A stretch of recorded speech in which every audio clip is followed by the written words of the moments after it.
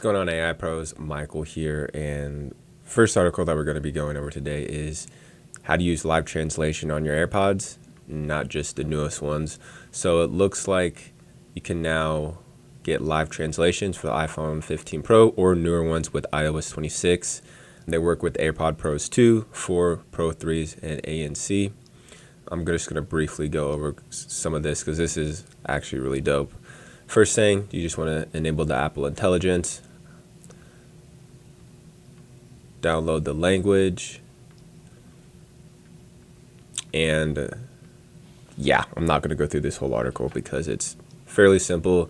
Links to the article will be in the description below, but sadly I cannot use this because I still have the iPhone 13, so I need to upgrade my iPhone. But let's go ahead and jump into the next one, and this is about Suno, and record labels claim that AI generators Suno are illegally ripped their songs from YouTube. I will read this one just because I am curious.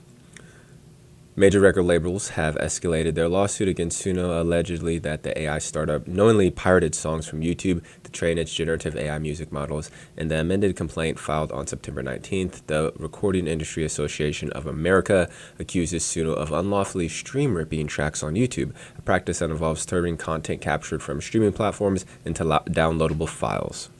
So the updated lawsuit alleges that Suno employed code to access, extract, copy, and download copyrighted works from Universal, Sony, and Warner, and violated YouTube's terms of services. Suno hasn't made its training data public, and it's vague about how their data was acquired. Suno has claimed that training its models on copyrighted materials is legally protected under fair use doctrine, and arguments that's bolstered by at least one court ruling, but not a firm legal consensus. 150,000 poor work infringement. Yeah, these music labels are already making too much money, so I am siding with Suno because they're just trying to make money. Not Suno, but the music labels. Let's go ahead and go over to X now, and Minimax or Halo AI, they just came up with some agents. Little video here. I'm not going to go through it just because every time I play a video, sometimes it's not the best. You can check them out here, but I will go down and read some. So it looks like they came up with some agents. I'll zoom in so you can just see what's going on here. Nothing new, but this is a really kind of good platform that, it's kind of like OpenAI. If you don't know what that is, check that out. But let's go ahead and, DeepSeek. DeepSeek comes out with a new update. What's improved, their language consistency, agent upgrades. DeepSeek is probably, at least for me, one of the least used language model. I use ChatGPT, then Gemini. I never use Copilot either. I think that's really it. Perplexity, I do use them quite a bit.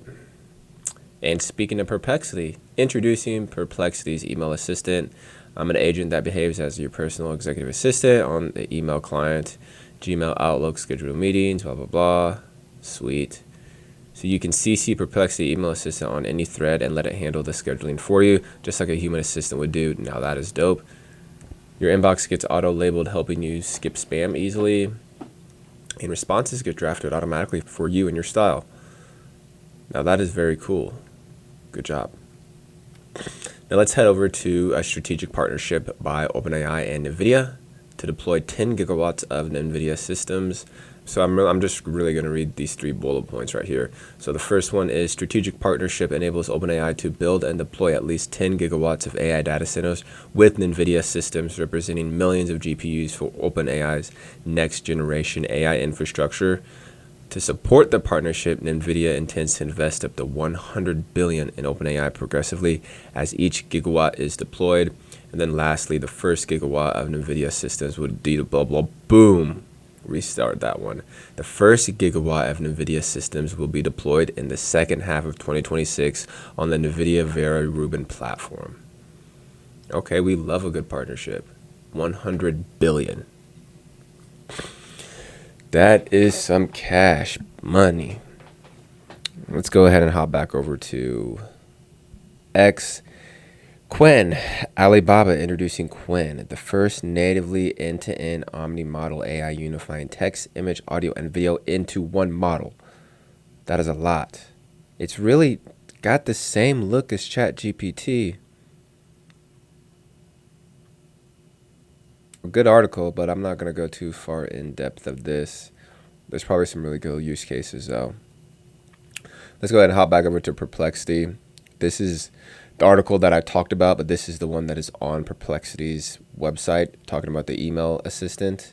Beginning today, Max subscribers can sign up for Email Assistant here, then get started simply by emailing assistant at perplexity.com from your own inbox. The email assistant knows it's you, and it gets right to work. Wow. Now over on Microsoft's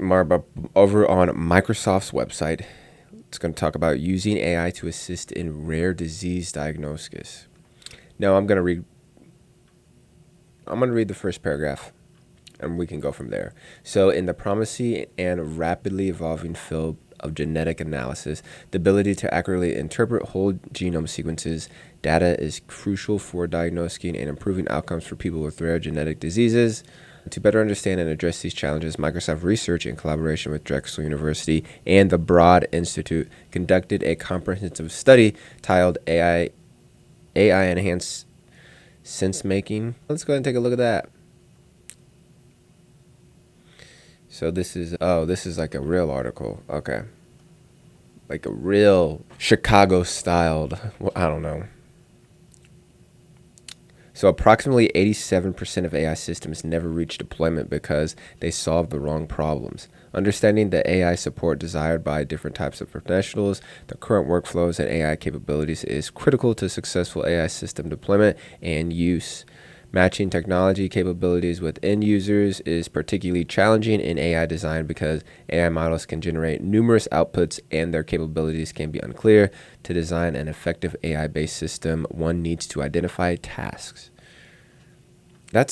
Dude, AI is just taking over. Now we're on Meta. Accelerating AI adoption across the federal government. Now, good luck, because they still do stuff off of paper. So takeaways, we're just going to read. So we're excited to announce that the U.S. General Services Administration's OneGov initiative now includes Llama AI models from Meta, supporting AI adoption across the government. And because the Llama models are open source and freely available, federal agencies' technical teams can build, deploy, and scale AI applications for free, delivering significant value to American taxpayers. This collaboration will strengthen the federal government's ability to test, adapt, and deploy AI while maintaining full control over sensitive data. I'll read this quote from the Commissioner, John Grubon. Thanks to Meta and its commitment to advancing public sector services, our federal partners now have easier access to Llama and open source AI, which offer unique benefits for federal agencies, government use cases. Through these OneGov initiatives, GSA is driving an unprecedented acceleration of AI adoption across the federal government, added Federal Acquisition Service Commissioner. Okay, Meta. And then this is just the last article talking about Facebook dating gets AI chatbot that help you find love. Oh no. Honestly, I didn't even know Facebook dating. Use Hinge. Yeah, let's not cover this article. But I like what you're doing, Meta. Meta says the new tool takes the indecisive out of online dating by automatically matching you with a surprise match. Surprise. Awesome. But we did cover quite a few articles. I went through these very quickly, but that is going to be it for this one, AI Pros. I will see you in the next video.